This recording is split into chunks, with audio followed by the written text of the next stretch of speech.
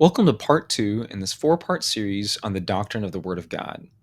In the previous episode, I covered what is the Word of God, and today I'll be covering the authority of Scripture. So thanks for joining me in this episode of Grafted Theology.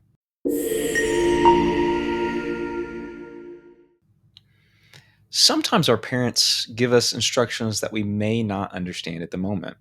We may even question their decisions and authority because we simply just don't understand. However, a good parent will usually have sufficient reasons for the decisions that they gave us. So let's now put that in a biblical lens. Is God, our Heavenly Father, trustworthy, perfect, holy, righteous, and good? As a believer, we have to start from the foundation that even if we don't understand all of God's ways, if we believe that God is trustworthy, perfect, holy, righteous, and good, then His Word is also trustworthy, perfect, holy, righteous, and good.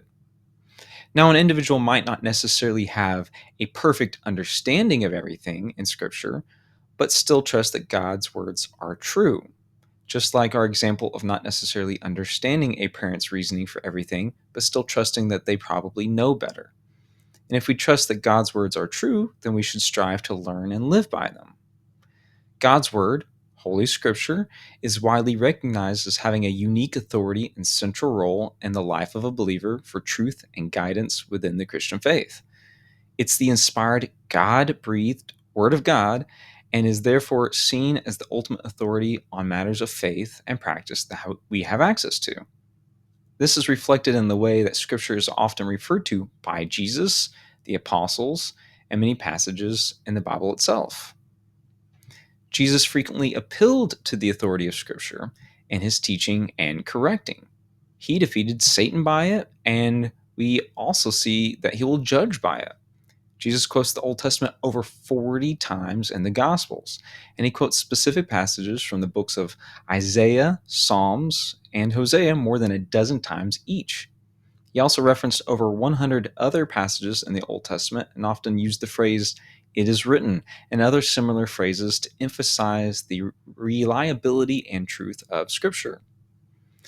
Matthew 4:4 says, "But he answered, 'It is written, man shall not live by bread alone, but by every word that comes from the mouth of God.'" Also in Mark 12:24, Jesus told them, "Are you not deceived because you don't know the Scriptures or the power of God?" We also see the biblical appeal to Scripture. A Jew named Apollos in Acts 18:28 vigorously refuted the Jews in public, demonstrating through the Scriptures that Jesus is the Messiah. Romans 10:17 also says, "So faith comes from hearing, and hearing through the word of Christ." 2 Timothy 3:16 through 17. All Scripture is God-breathed and is useful for instruction, for conviction, for correction, and for training in righteousness, so that the man of God may be complete, fully equipped for every good work. Paul used the Greek term theopneustos, here meaning God-breathed, or given by inspiration of the Spirit of God, divinely inspired to assure Timothy that Scripture is, in fact, from God. Although God used people to produce the Scriptures, their origin was from God. For instruction, conviction, correction, and for training in righteousness, so that we may be complete and fully equipped for every good work. We need to be fully equipped in every aspect of our lives. So God's words are the ultimate standard of truth. In John 17, Jesus prays to the Father, "Sanctify them in the truth. Your word is truth." This verse is very interesting because Jesus doesn't simply just say, "Your word is true," but rather he says, "Your word is truth." To say that God's word is not simply true, but it is truth itself. The difference is significant because the statement encourages us to think of the Bible not simply as being true in the sense that it conforms to some higher standard of truth, but rather to think of the Bible as being itself the final standard of truth. The Bible is God's word, and God's word is the ultimate definition of what is and isn't true because it's truth itself.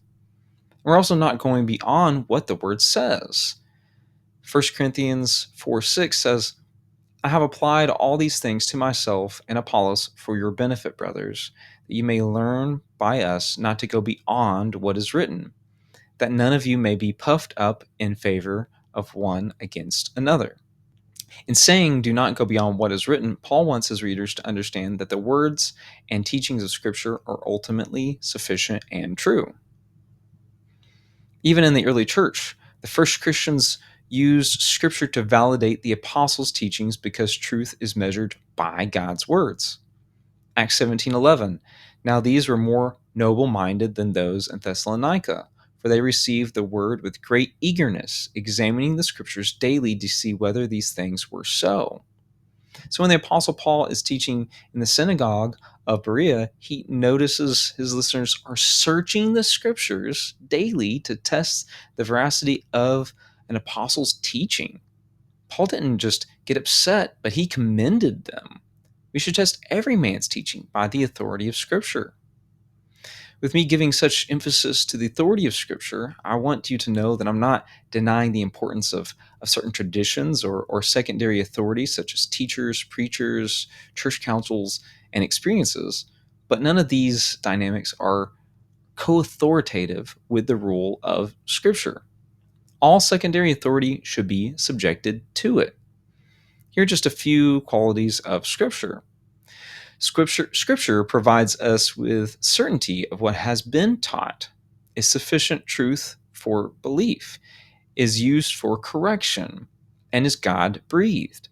It serves as a reminder of the truth, is the word of truth, and it exhorts us. It declares the truth of God's grace, serves as an antidote to false teaching, and is written so that our joy may be complete, to prevent sin, and to know we have eternal life. It is useful for instruction, conviction, and training in righteousness, so the man of God may be complete and fully equipped for every good work. It seems that many times people want to question the authority of God's words. We find something we don't like or disagree with because it doesn't fit into our worldview, and instead of submitting to God's authority, His truth, we want to question God in our courtroom by our truth. But the whys, the questions, aren't the issue. It's the heart behind the whys. It's the heart behind the questions. If we question God and His words because we think we know better and we lack trust in Him, that is a very dangerous place to be. And I truly hope that if any of you find yourself in that position, you really examine your heart, because we don't have the ultimate authority over our Creator. God's words are perfect because He is perfect. He is the creator of all truth, and Scripture is the word of truth. As believers, we should strive to know and trust the Bible as God's word and hold it as the supreme, infallible authority that God has given to us on earth. No other authority that we have is infallible, but must be compared and subjected to what God has given us, His God-breathed and inspired word. Psalms 119, verse 105, your word is a lamp to my feet and a light to my path. Proverbs 3, 5 through 6, trust in the Lord with all your heart and do not lean on your own understanding. In all your ways acknowledge Him and He will make your paths straight. God's word is our field guide. Well, thanks again for joining me, and I hope this was helpful to you. Please like, comment, and subscribe, and I'll catch you in the next episode of Grafted Theology.